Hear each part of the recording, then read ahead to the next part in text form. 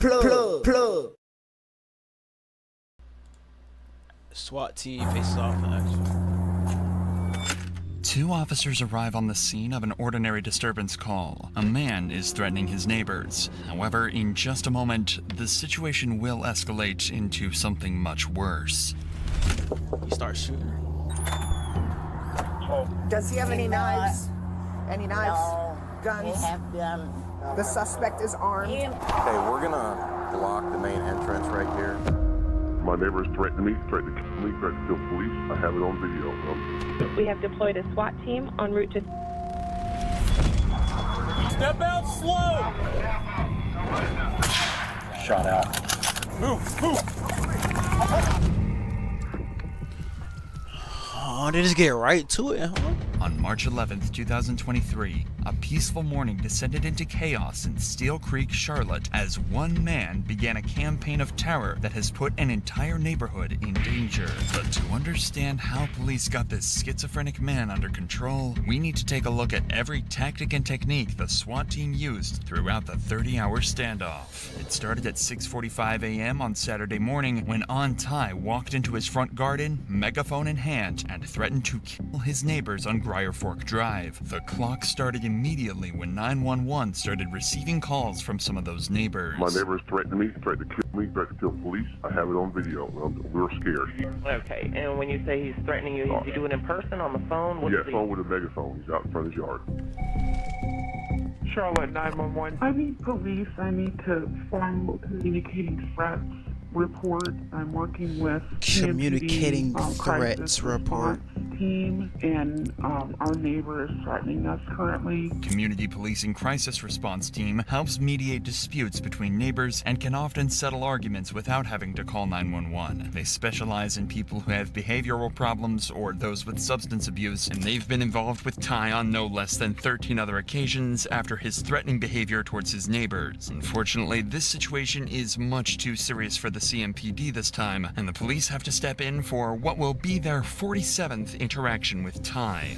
He's at the door on a megaphone. 47th is wild. Here we go. Good morning.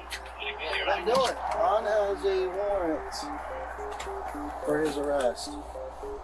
I don't know because I'm telling We you, have to take him. He has a warrant for his arrest. Does he have any You know knives? Any knives? no, Guns? They have guns. The gun have the six bullet. Yeah, Revolver. yeah, Where's He that has at? that? yeah. Well, we're going to try to get out of his range in case he shoots. He can't see us to shoot. In order to make sure the cops have the right information, they're going to need to break down the language barrier. So her daughter is soon on the phone helping to translate for the officers, ensuring the cops can properly assess the gravity of the situation without second-guessing themselves. Who is this? My daughter. Oh, hello? Hello. Hi. Hey, this is Officer Miller with Charlotte Police. We're just trying to clarify with the language barrier for your mom, but Ann has a order for his arrest to go to jail. She's advising that he has what we can best tell is a revolver, a gun. I just want to confirm that he does have that with your mom. If you can ask her if he does have a gun. Yes, of course, I'll answer that. All right, go ahead. So she says that he does have a revolver in his room. Does he have bullets in the revolver? Is it loaded? Yes, she said it's loaded. She was trying to explain another possible weapon, and I couldn't understand what she was saying. So can you ask her if he has any other weapons? She said that he has a baseball bat in this room. And what kind of dog does he have? There's two dogs in there, like a medium-sized dog, and the other one is like a small Maltese. Now the cops have a much better picture of what they're facing. They know that Ty has a gun and it's loaded. They suspect he has a dog in there with him, and although the mother claims it won't bite, these cops can't take any chances. Ty also has a warrant out for his arrest for communicating threats in another incident, making this a criminal barricade. The difference between a criminal barricade and a non-criminal barricade is simple. A non-criminal barricade usually means a suspect isn't wanted for a crime. It is often a case of a suicidal... They house was dirty as hell. Another incident, making this a criminal barricade. The difference between a... What's going on? Oh, he busting barricaded instances they come in. So I don't even know. criminal barricade and a non-criminal barricade is simple. A non-criminal barricade usually means a suspect isn't wanted for a crime and is often a case of a suicidal suspect. A criminal barricade means the suspect is wanted for a crime, is a possible danger to others, and needs a drastically different approach. These cops don't have access to the resources this kind of response will need, and SWAT is called in to take over this standoff. SWAT has an arsenal of armored vehicles at their disposal, as well as riot shields, expert negotiators, and specific training to deal with this exact kind of situation. But just because SWAT has been called doesn't mean the negotiations stop there, as police continue to try and convince Ty to hand himself in while they wait for the team to arrive. Mr. Ty, it's the Charlotte Mecklenburg Police Department. We're outside. Mr. Ty, I need you to come outside. We're not going anywhere. We need you to step outside with your hands up. Ty already has a warrant out for his arrest for communicating threats in another incident, and police know he's highly strung, potentially violent, and extremely unpredictable. If they're going to talk him Strung. out of the house, they're going to have to convince him there's no danger. It would help me understand this a lot better if we were talking face to face. Dude, are you gonna kill me? No, that I'm not. Are you gonna put me in handcuffs? Yes, I will have to put you in handcuffs. And then you're not gonna let me back into my house. You're gonna take me somewhere far away. Listen, you do have a warrant. Yes. For communicating threats, okay? That's why we're here. Yes, and I can change my identity. We have to serve that warrant, okay? That's just me. My name is King Tyen. I'm not in the business of lying, okay? I don't want to lie to you. I don't want to steer you in the wrong His direction. name is King right? Tyen. The trouble that you're in is very minor, okay? It's not a big deal. By reassuring him that he won't be hurt if he surrenders, the negotiator can try to prevent the situation escalating, or even turning violent. During negotiations like these, police will try to de-escalate the situation and keep the suspect as calm as possible. But in this case, Ty seems so unhinged that there's no way they can make him see reason. If things deteriorate any further, it's possible Ty might make good on his threats, and this situation could turn deadly. Nobody wants to kill you. I promise you that. I do not want to harm you, and no officer out here wants to hurt you. That I can promise you. Take me alive.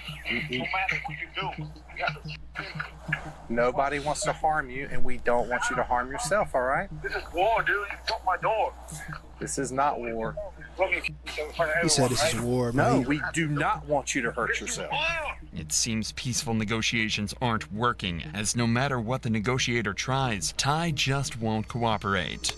Become very consistent that he will not leave that home. It's just circles, circles, circles, man. Like it always circles back around to I'm gonna kill myself or you're gonna kill me, period. I'm not coming out of this house. I'm gonna die today. With Ty armed, barricaded in his house, and threatening to kill people, the police need to keep him calm and de-escalate the situation. How do you get the camera?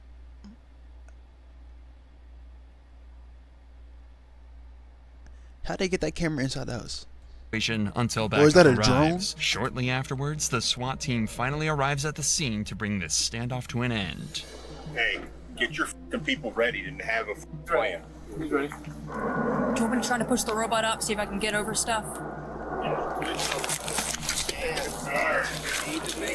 The SWAT team finally at the scene, they can get a better look at their surroundings by sending in robots and drones. But they first need to find the best place to gain entry into the house, which in this case is right through the front door. 06 2539. Well, I will call you. I just need you to answer your phone.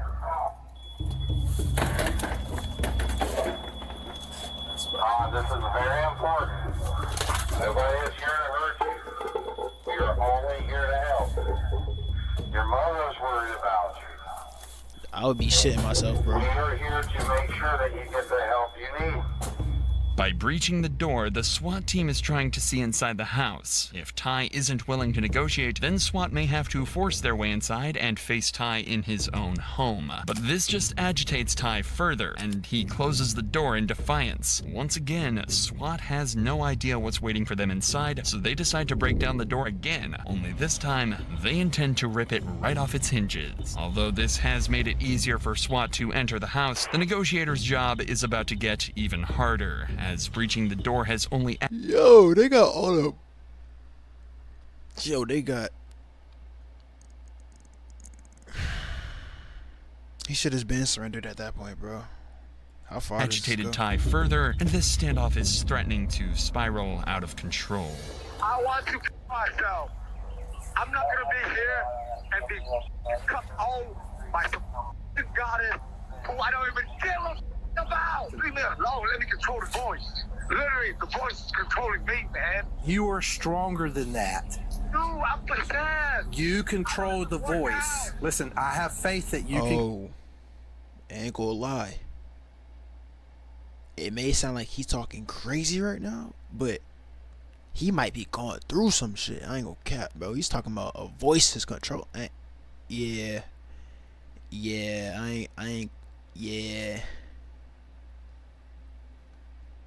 This shit might be bigger than they think. I ain't gonna cap. That's not something to mess with, bro. Them people be battling shit.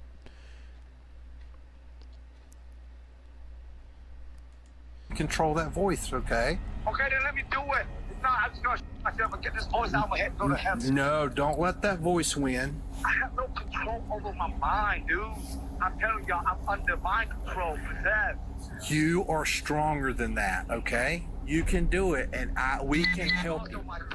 This could be some kind of manic episode Ty is experiencing, as he's definitely not of sound mind, especially when he's talking about voices controlling him. He's angry that his mother's front door has been destroyed, and the cops know they've made him mad. Their priority is to try and de-escalate the situation, so they try and convince him they'll fix the door after he hands himself in. But Ty's reaction is not what the cops were hoping for. Broke my door, man. I spent an hour telling you that was gonna happen. I can't live here no more. The door can easily be fixed. We are poor. It's only me and my mother. Who's gonna take care of your mother if you harm yourself? Don't leave me alone. I'm not letting you take me alive. I can give your mother a number to our risk management, and our risk management can help fix the door, okay? And we all know that. Myself, but you can be. No. That's why I'm acting like an idiot. Nobody's hurting. Nobody said you're acting like an idiot. Listen. Well, you act like an idiot. You broke in my door, so I'm myself. And I told you we were going to do it. He hang up on you. We're now 5 hours into this standoff, and the house is completely surrounded. On the sidelines, police are trying to obtain an involuntary commitment order. These are issued to individuals who are experiencing mental health problems that impair their ability to reason. This would be the third time Ty has been issued with an involuntary commitment order. But despite how serious the situation is, they still can't enter the house without a search warrant. This is often a long process, but in this case, it only took a couple of hours after convincing a judge the warrant was absolutely necessary to help bring this standoff to an end. So now, 8 hours into this standoff, and with the search warrant in hand... 8 hours? They were out there for 8 hours. Man, I would just blow up the house, bro. SWAT started their meticulous operation to clear any obstacles from their path, a process they call tactical breaching.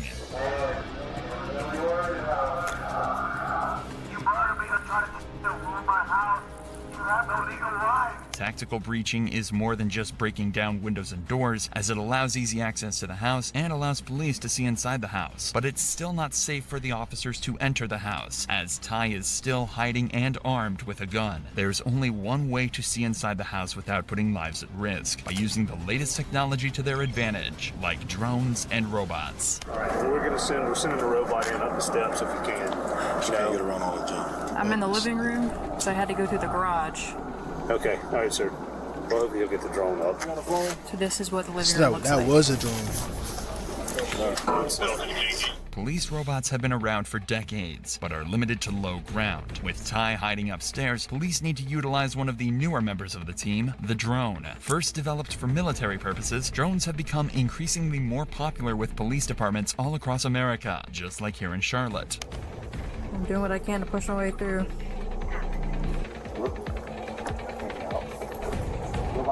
Damn. Why is they house so trashed? The fuck? A lot of junk though. No, they shit is trash, gang. Look at the steps. This shit looks abandoned. That's how bad it is, bro.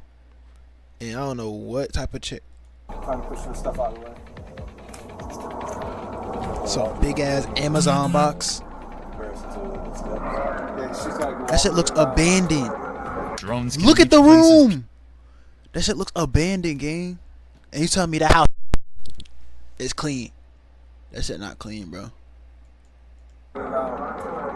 Drones can reach places people can't and give police a bird's eye view of the upstairs of the house without a single officer being put in harm's way. It also shows how quickly a situation can go from quiet to dangerous in the blink of an eye. I could try to push it through the front door, but I can't promise anything. That drone has just been destroyed, but now police know exactly which room he's hiding out in. After a second drone is destroyed, Ty suddenly appears at the front door of the house and he's armed with a handgun. What he might not realize is he's in the targets of several sharpshooters who are scattered around the area with various views of the house, ready to fire if Ty presents a threat to them, their fellow officers, or anyone else in the area. He's trying to put the door back up, it looks like. Gun in his left hand. Shot out. Shot out. He went back up the steps. That was just a warning shot, after one of the sharpshooters perceived Ty to be a genuine threat. But the warning shot did its job, and Ty retreated back into the house. After he returned upstairs, he called 911, initially claiming he'd been shot. It turns out he was lying, but during the same call, he told police he was no longer on Ty and had become Lucifer. Charlotte 911. What the hell? I ain't gonna lie. Yo, get him. Get him. One. I saw the police shot a person because he was holding a gun and pointing at the police. And the police shot him. He's dead. I need to make a police report. Okay, well, where are you at so we can make that report? I'm in heaven.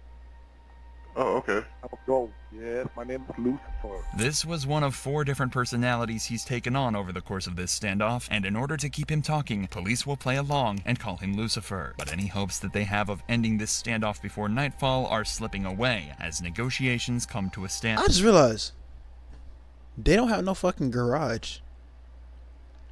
There's one door and another door. They call that the garage, but that's not a garage. And there's like no, these are bushes. They got no garage. It's a garage. What? That's a thing? And still. Oh, wait, I'm stupid, bro. This is Lucifer.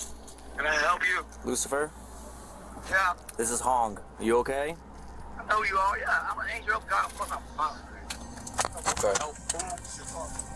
I want to help you, Lucifer. Lucifer, where are you? He went upstairs and called you for help. Ty may be in need of the kind of medical help that these cops can't give him, but that doesn't make the situation any less dangerous. It's now 10 hours into this standoff, and the tactical breaching continues. 2 vehicles in the driveway are removed to prevent the suspect from making a quick getaway, and more windows are breached around the house as the standoff goes into the night, where Ty continues with his bizarre exchanges with negotiators. Take all the windows out. I'm telling you, I'm an anarchy. I don't demand nothing to leave. Get out of my house. I don't need it to leave. Stop talking to me. Okay? I don't talk to the police. Yeah, stand by. What the fuck? Yo, if I was ever a police officer or a SWAT team person or whatever, bro, this would be my worst nightmare. Trying to get someone out a house that they're not gonna leave without using force. But if you use force, you don't know what's gonna happen because he's armed. Are they gonna start shooting? Got the window open, kind of looking out towards my direction. On the megaphone. There's no talking. You won't do it. It's illegal. I have the right to practice religion. This incident has now been going on for over 13 hours, and tactical breaching has removed most of the doors and windows. Negotiations continued into... Oh, so they start tearing that. Alright. No, literally, look. They removed that center. That's a wall, gang. That's a wall, bro. They breached the house. And tactical breaching has removed most of the doors and windows. Negotiations continued into the next morning, but they couldn't get Ty to give himself up. So SWAT turned to their arsenal of other... They were there all night. Wait. They were there all night. All the way. Hold on. I'm naked. Alright, so they started off... Let me get this straight. Chat. This started off on a Saturday morning at 6 in the morning, right? He was threatening people on a megaphone. Look. He was threatening people on a megaphone, saying he's gonna kill everybody in the neighborhood. So they show up and try to get him out the house, but he wouldn't come out the house. They're trying to reason with him on the phone. They were told he has a gun, a bat, whatever, right? Right. Stick with me. Right? The SWAT team, the SWAT team was called. The SWAT team gets there. They start breaking stuff down. They send a drone in there. He took that shit out with a bat. And that was all in the span of 10 hours. And they were there overnight. They got snipers in the trees and the bushes. And they were there all night. He's shouting on a megaphone. And now it's the next morning.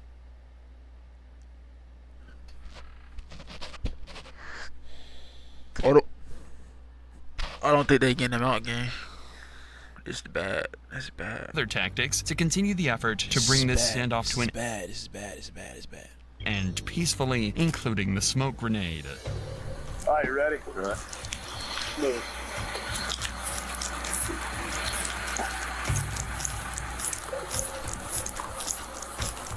Yeah, they got smoke them out now. Look, that was a full-on wall, bro. They tore that shit down. Oh, it is a garage. They just took the garage door down. Cause they use their garage as a room. That's what most people do. They get their garage door taken out and turn that into a room and park their shit outside, so they got more space in the house.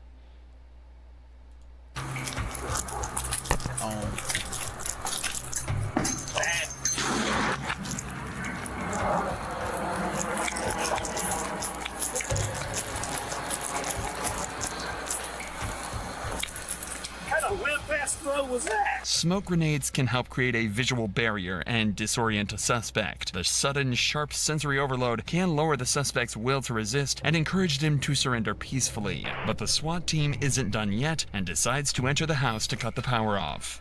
All right, good? Yep. All right, move, Shell. They cut that.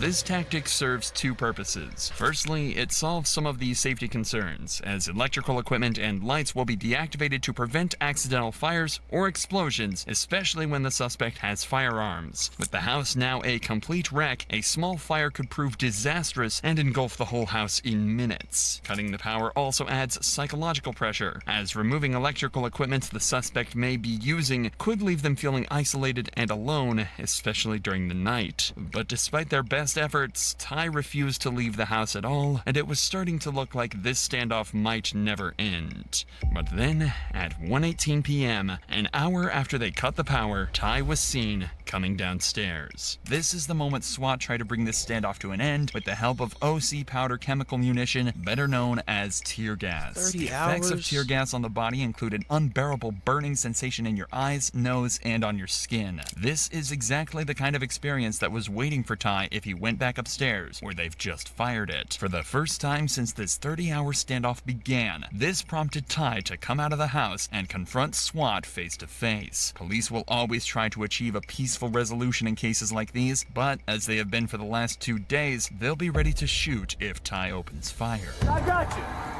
you, I promise. You're good, come on. Yeah, stay on the phone. You can stay on the phone, come to us, come on.